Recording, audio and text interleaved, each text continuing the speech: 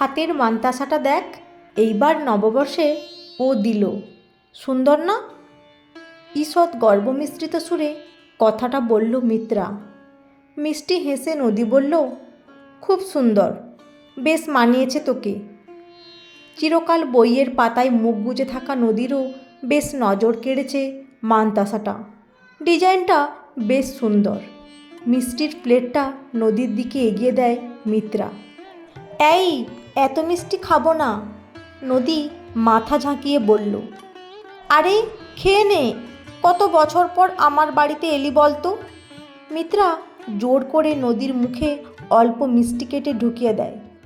সেই কবে বোলপুরে শিফট করে গেলি, কী যে ব্যবসা বাণিজ্য করে বেড়াস, কলকাতার কথা কি একেবারেও মনে পড়ে না তোর? মিত্রা অনুযোগের সুরে কথাটা বলে।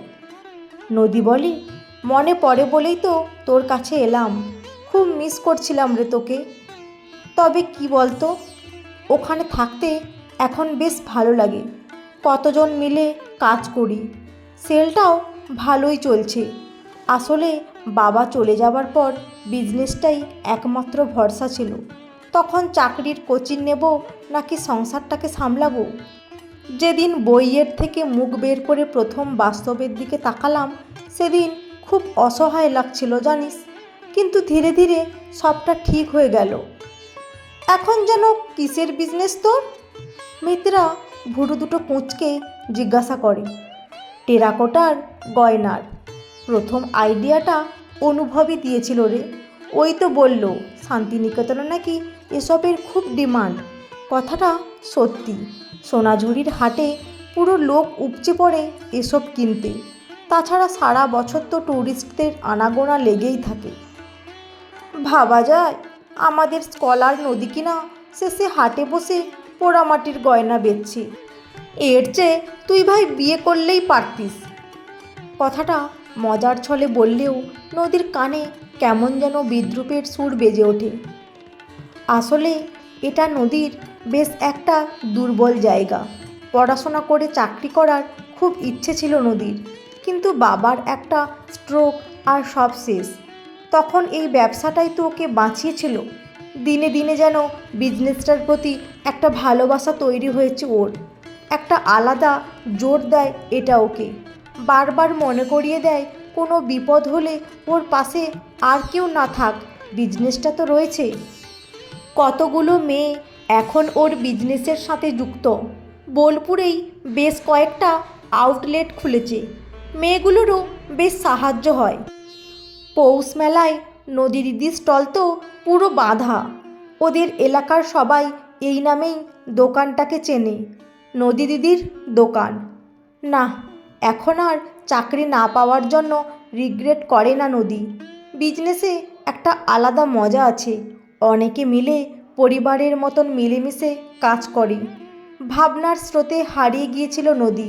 হঠাৎ মিত্রা সামনে তুড়ি বাজিয়ে বলে, কী রে, কী ভাবছিস? না না, কিচ্ছু না। একটু আনমনা লাগে নদীর গলার আওয়াজটা। মিত্রা আবার বলে, এবার বিয়েটা করেই ফেল, একটা ভালো ছেলে দেখে। দেখবি এরকম উপহার রোজ পাবি। বলেই সোনার মান্তাসাটা আরেকবার নদীর চোখের সামনে তুলে ধরে মিত্রা। নদীর মনে পড়ে যায় গত বছর ধনতেরাসে মাকে নিজের টাকায় একজোড়া কানপাশা গড়িয়ে দিয়েছিল ও। মায়ের অনেক বছরের শখ ছিল। আগেরবার বিক্রিটা একটু বেশি হওয়ায় সবার আগে এই ইচ্ছেটা পূরণ করেছিল নদী। গিফট পায়নি, নিজের টাকায় কিনেছে, সম্পূর্ণ নিজের টাকায়। মুখে এত কিছু বলে না নদী, শুধু অল্প হেসে বলে, আসলে অনুভবের মায়ের শরীরটা তেমন একটা ভালো যাচ্ছে না, না হলে এই মাসেই আশীর্বাদটা হয়ে যেত। এই এক সেকেন্ড, মিত্রা থামিয়ে দেয় নদীকে। অনুভবের সাথে আশীর্বাদ মানেটা কি? লাজুক হেসে নদী বলে, ও তুই জানিস না।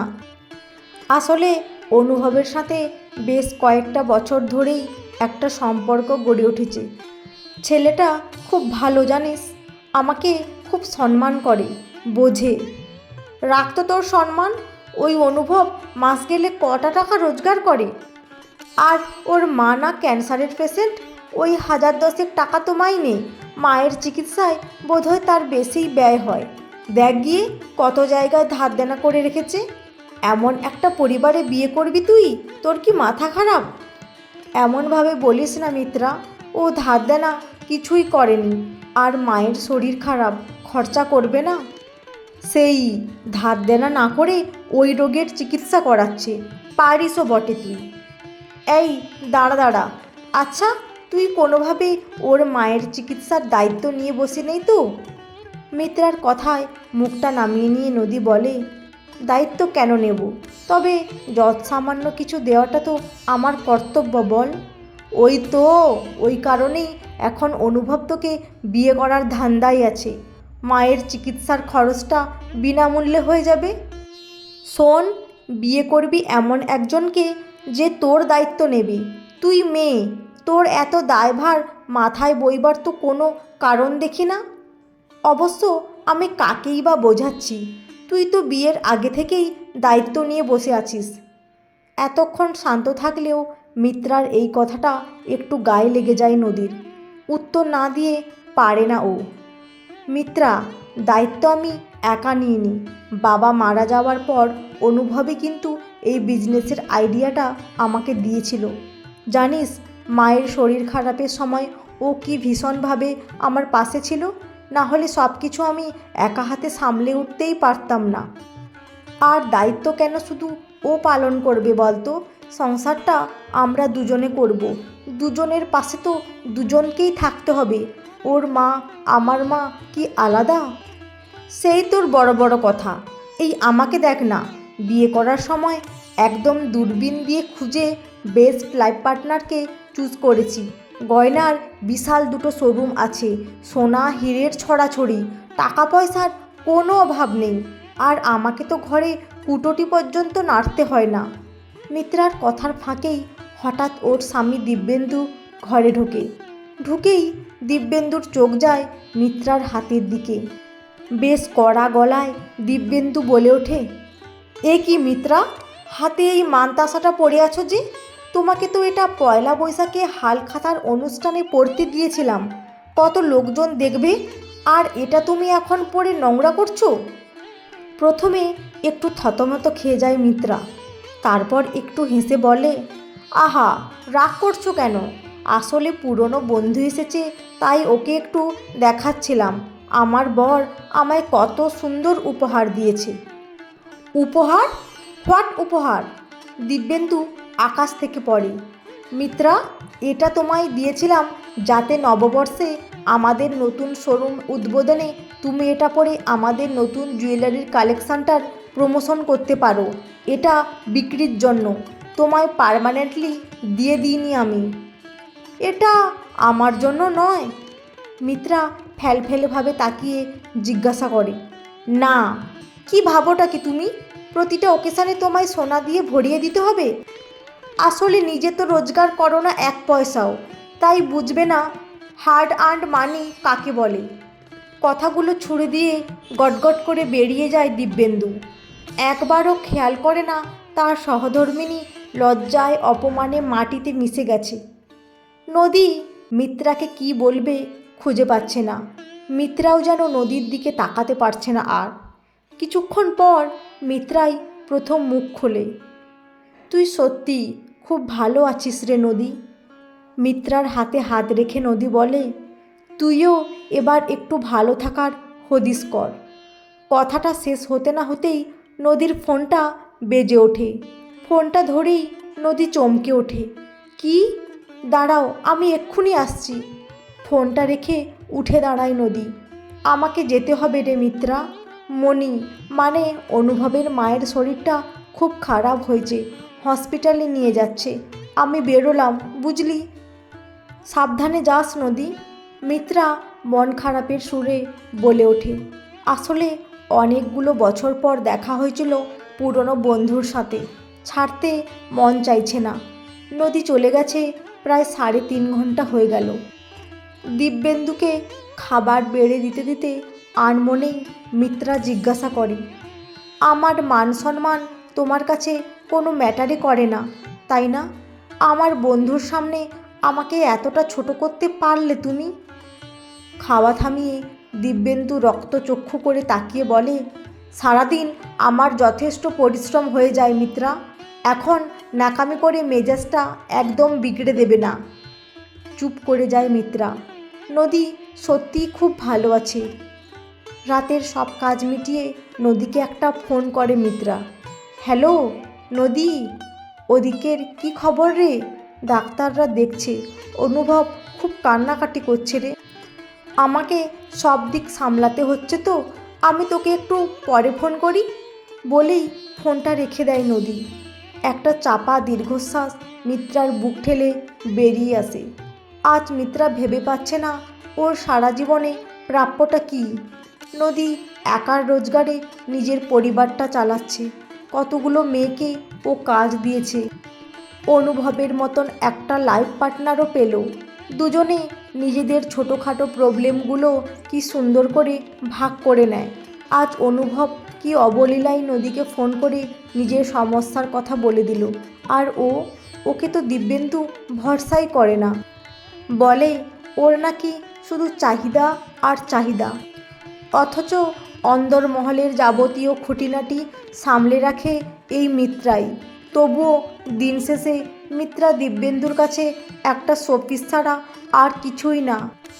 ওকে সাজিয়ে গুজিয়ে সোনায় মুড়িয়ে লোকের সামনে নিয়ে গিয়ে ও নিজের বিক্রি বাড়ায়। আজকাল ওর সাথে কথা বলতে গেলেও কেমন যেন ঝাঁঝিয়ে ওঠে। আজ খুব মনে হচ্ছে ঠোঁটের কোণে এই লোক দেখানো হাসিটা সরিয়ে একটাবার প্রাণ খুলে হাসতে পারলে খুব ভালো হতো, ঠিক যেমন নদী হাসে। আচ্ছা, নদী তো অনেক মেয়েকেই কাজ দেয় বলে শুনেছি মিত্রা। ওদের গয়না বানানোর হাবটায় তো প্রতি মাসেই নতুন নতুন মেয়েরা আসে কাজ করতে। ও গেলে কি নদী ওকে ফিরিয়ে দেবে? কথাটা মাথায় আসতেই মিত্রার মনে একটা নতুন স্বপ্ন উকিঝুঁকি মারছে। একটা নতুন কিছু করতে ইচ্ছা করছে। আর কিছু না থাক, নিজের একটা পরিচয় তো থাকবে নদীর মতন। ভাবতে ভাবতে চোখ দুটো লেগে এসেছিল মিত্রার। হঠাৎ ফোন বাজার শব্দে ঘুমটা ভেঙে যায়। নদী ফোন করেছে। ঘড়ির দিকে তাকিয়ে দেখে ভোর প্রায় 4:30 বাজে। ফোনটা রিসিভ করতেই নদী বলে ওঠে, অফ টাইমে ফোন করলাম তাই না? না না, একদম না। বল, অনুভবের মায়ের শরীর এখন কেমন আছে? এখন আউট অফ ডেঞ্জার। অনুভবকে অনেক কষ্টে ঘুম পাড়িয়ে ফোন করলাম।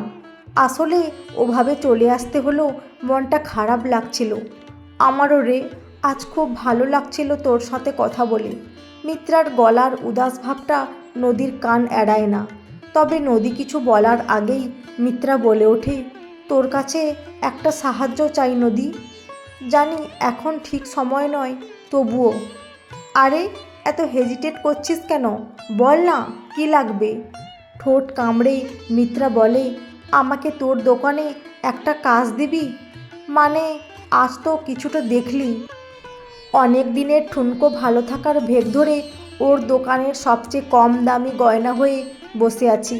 এবার একটু প্রাণ খুলে বাঁচতে চাই, ঠিক তোর মতন। পরশ্রী কাতরতা খারাপ, কথাটা জানি, কিন্তু তোর স্ত্রীর ওপর নজর না দিয়ে পারলাম না রে। একটা ছোটোখাটো কাজ হলেও চলবে, দিবি? অনেকক্ষণ চুপ থাকে নদী, তারপর বলে, তোকে বলা হয়নি, এই পয়লা বৈশাখে কলকাতায় আমার প্রথম শোরুম উদ্বোধন হবে। ওখানে হ্যান্ডমেড জুয়েলারি থেকে শুরু করে ঘর সাজানোর সব জিনিসপত্র থাকবে। আমার তো পুরো সেট আপ বোলপুরে। তুই যদি কলকাতার শোরুমটায় একটু ম্যানেজারের কাজটা করে দিতি, তাহলে আমার চাপটা একটু কমতো। করবি? ভেজা চোখে হাসতে হাসতে মিত্রা বলে, এবার আর সোনার গয়নার ঢেকে পয়লা বৈশাখটা কাটানো হবে না, বুঝলি? খুব বুঝেছি। কি বুঝলি? এই যে এবার পাখি খাঁচা ছেড়ে উড়বে। উড়বই তো, অনেক উঁচু আকাশে উড়ব। বলতে বলতে বাইরের দিকে তাকায় মিত্রা। ভোরের আলো তখন সবে সবে ফুটছে। পাখিগুলো অনেক দূরের আকাশে উড়ে যাচ্ছে। আর ঘরের ভেতর একটা পাখি তার ওড়ার প্রস্তুতি নিচ্ছে। বন্ধুরা, আজকের গল্পটি কেমন লাগলো? যদি ভালো লেগে থাকে অবশ্যই একটি লাইক দিয়ে চ্যানেলটি সাবস্ক্রাইব করে পাশে থাকবেন। অসংখ্য ধন্যবাদ।